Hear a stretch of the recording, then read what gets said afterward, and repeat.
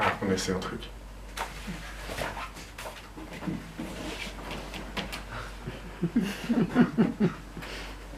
C'est à cause des blancs, quoi.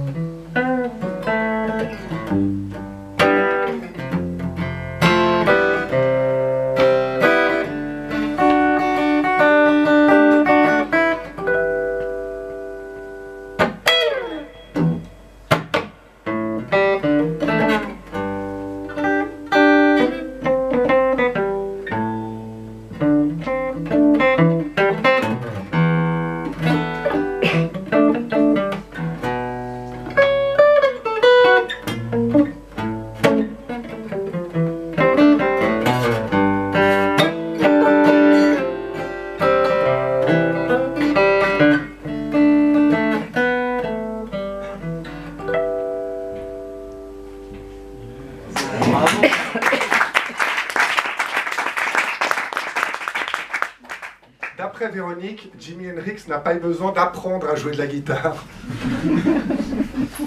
Seulement de découvrir qu'il savait en jouer, sans avoir intégré aucune notion de solfège, ni surtout s'astreindre à travailler son instrument. Simplement jouer beaucoup, aussi souvent que possible, et y prendre un maximum de plaisir. Jouer pour s'amuser, fallait y penser.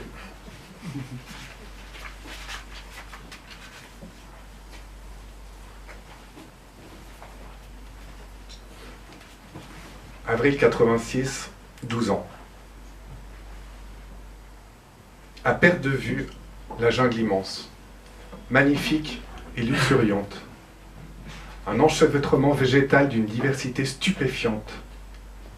Des arbres et des plantes de toutes sortes, qui s'élèvent ou qui rampent, qui grimpent ou qui se suspendent, qui colonisent les uns pour fusionner avec les autres. Vous pouvez chercher longtemps avant d'en trouver qui paraissent de variétés identiques.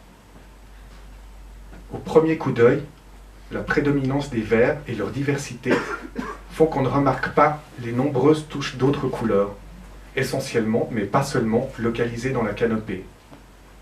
Violet, rouge, rose, orange, jaune et bleu.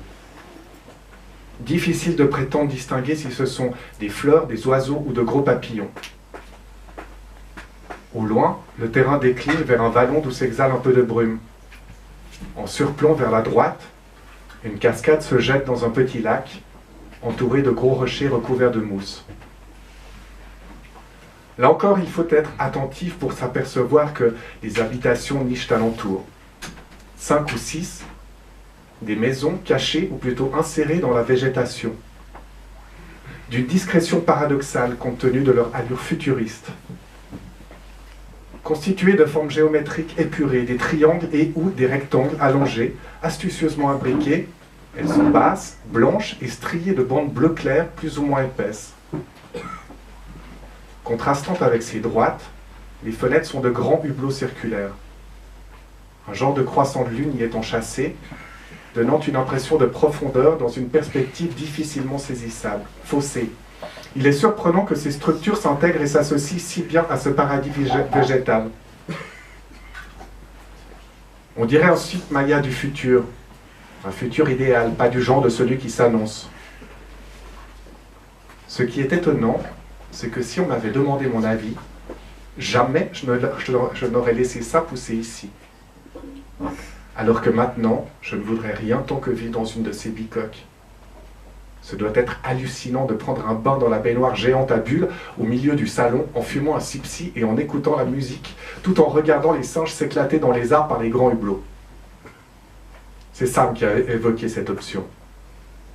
Il sait de quoi il parle, c'est lui qui a peint cette fresque. Il en a eu pour plusieurs semaines de boulot. Elle occupe tout le mur du fond de la piole de Véronique. Presque 6 mètres de long sur 3 de haut. 2 petits spots posés par terre pour l'éclairer, seule source lumineuse dans la pièce. Calé dans une montagne d'oreillers sur le plumard, un gros pétard dans une main et un chai dans l'autre. Je remets pour une énième fois l'aiguille au début de la première phase de Morrison Hotel, Roadhouse Blues.